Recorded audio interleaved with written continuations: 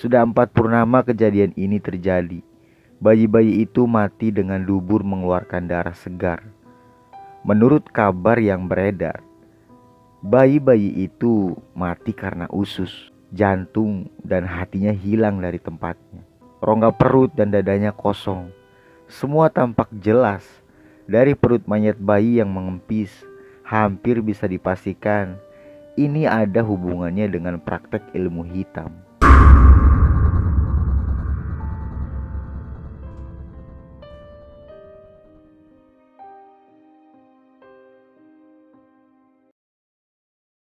Assalamualaikum teman-teman.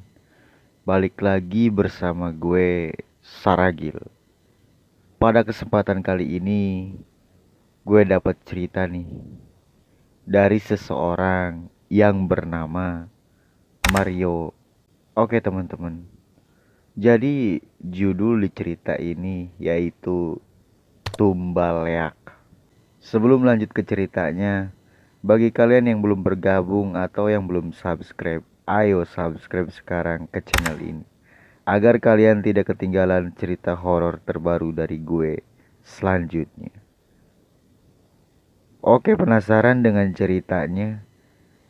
Kita mulai langsung saja. Inilah ceritanya. Jeritan dan teriakan histeris itu kembali menggemparkan malam yang tadinya sunyi. Tidak lama kemudian, samar-samar terdengar suara orang bercakap di luar. Sebagian warga dusun Karang terbangun karena suara pilu dari dusun sebelah yang hanya dipisahkan sungai kecil. Mereka di situ saling bertanya, anak siapa lagi yang mati di dusun itu malam ini? Bulan pun menggantung tepat di tengah kolong langit. Gumpalan awan tebal sesekali melintas menghalangi penerangan cahayanya, sehingga gelap kembali melingkupi semesta sesaat. Bayangan-bayangan makhluk aneh sesekali tertangkap mata warga, sedang terbang saat bulan kembali menerangi.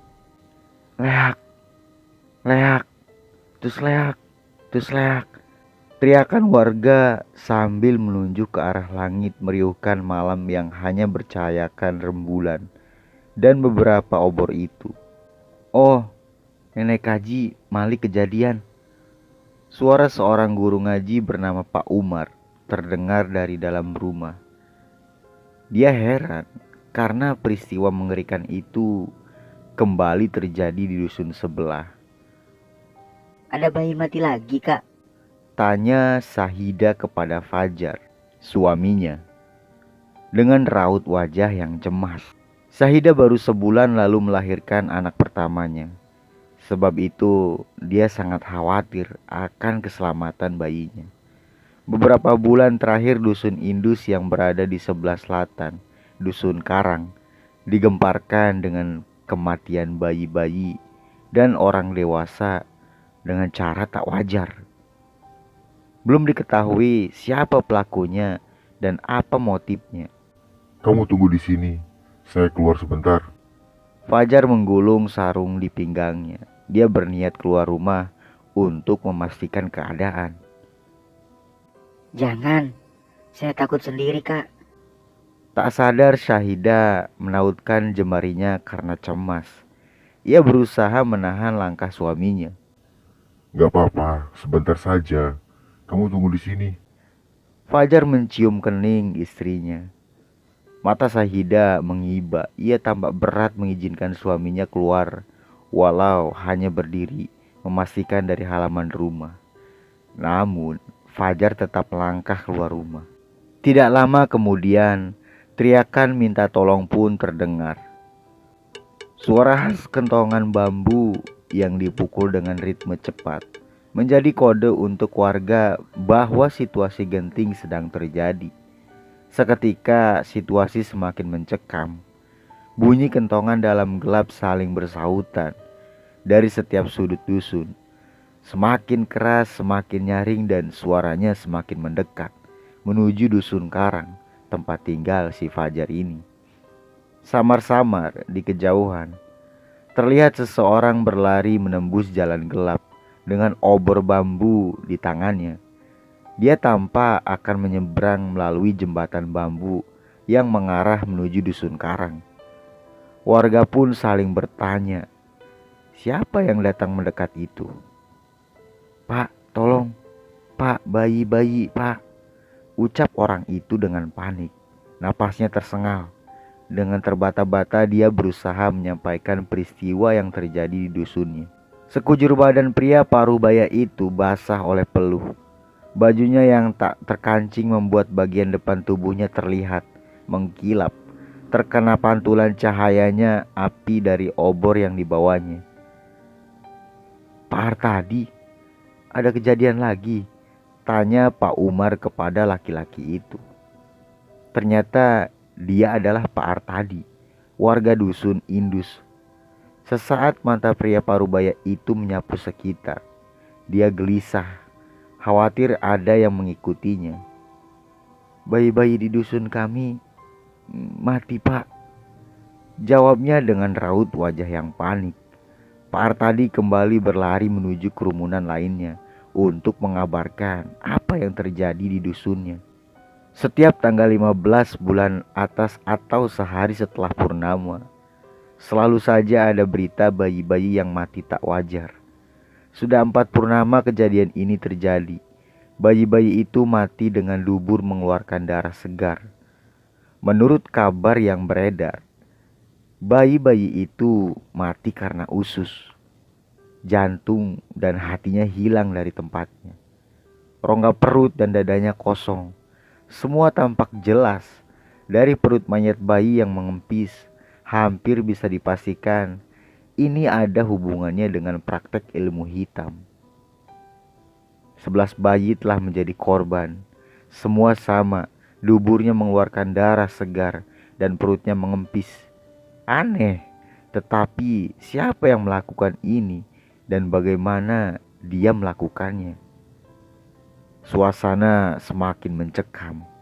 Udara dingin semakin lembut membelai tubuh warga. Bersamaan dengan itu, bau busuk menguar dan menyulitkan warga untuk menarik napas. Khawatir terjadi sesuatu dengan keluarga masing-masing. Warga dusun karang kembali masuk ke dalam rumah masing-masing dan mengunci pintunya rapat-rapat. Fajar segera masuk ke dalam rumah menemani istrinya Syahida. Segera dia memalangkan kayu balok berukuran 1,5 meter di belakang pintu untuk mengunci. Dari lubang kecil pada dinding rumah yang terbuat dari anyaman bambu, Fajar bisa melihat warga dusun sebelah berlarian menembus gelap. Mereka mengungsi mencari tempat aman. Suara tapak kaki warga yang berlarian dan jerit tangis anak-anak yang diungsikan tengah malam itu membuat dia semakin khawatir dan gelisah. Entah kenapa, hanya warga dusun Indus yang menjadi sasaran. Tetapi tetap saja mereka khawatir, karena bukan tidak mungkin penjahatnya menyasar dusun karang. Malam itu tidak ada di antara mereka yang memilih untuk tidur lagi. Di dalam rumah masing-masing, mereka berjaga untuk anak dan istrinya. Nyala obor di halaman rumah dibiarkan tetap menyala.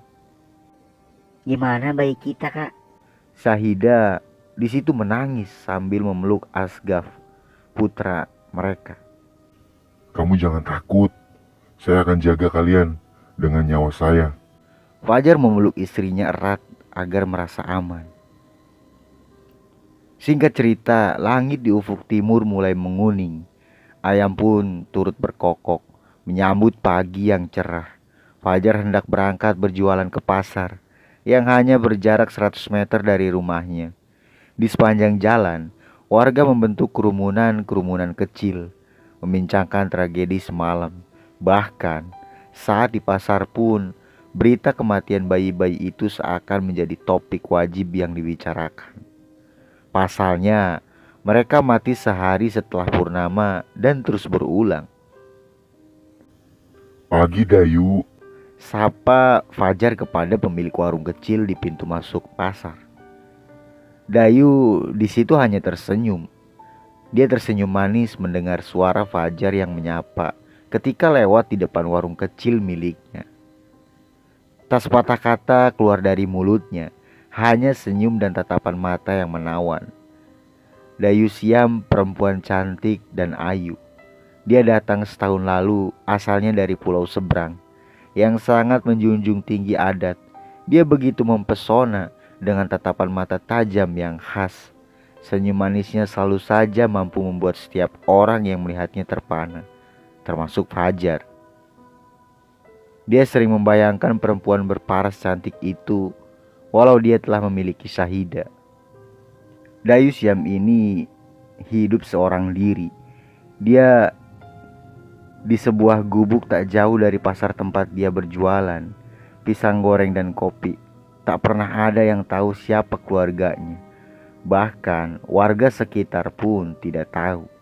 Namun, seorang laki-laki penjual tembakau bernama Norman selalu mengawasi dan tampak begitu posesif terhadap si Dayu ini.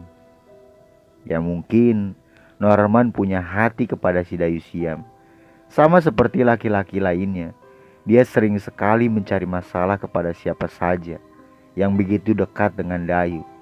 Tidak jarang laki-laki bertubuh tinggi itu terlibat perkelahian di pasar. Dia memang berwatak keras dan suka bikin onar. Mungkin itu sebabnya jarang ada yang datang membeli barang dagangannya. Warung kecil milik Dayu Siam selalu ramai oleh pengunjung yang mampir untuk mencicipi pisang goreng dan kopi buatannya. Mulai dari kusir Cidomo, juragan beras hingga kepala desa sering mampir di warungnya.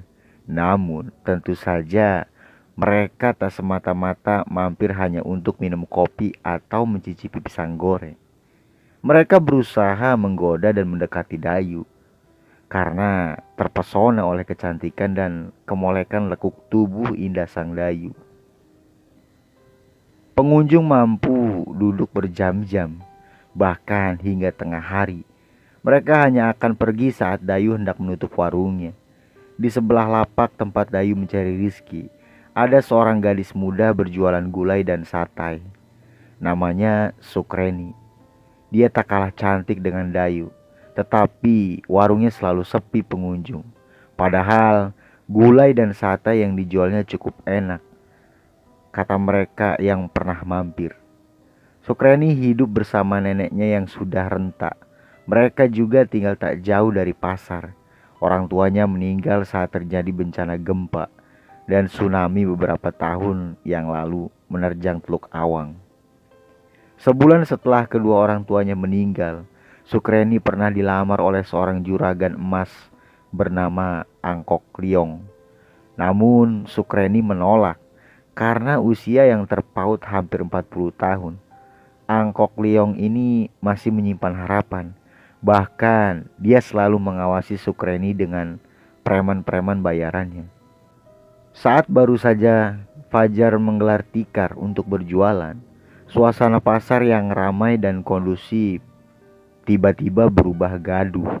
Seorang pria parubaya berteriak di tengah ramainya pasar.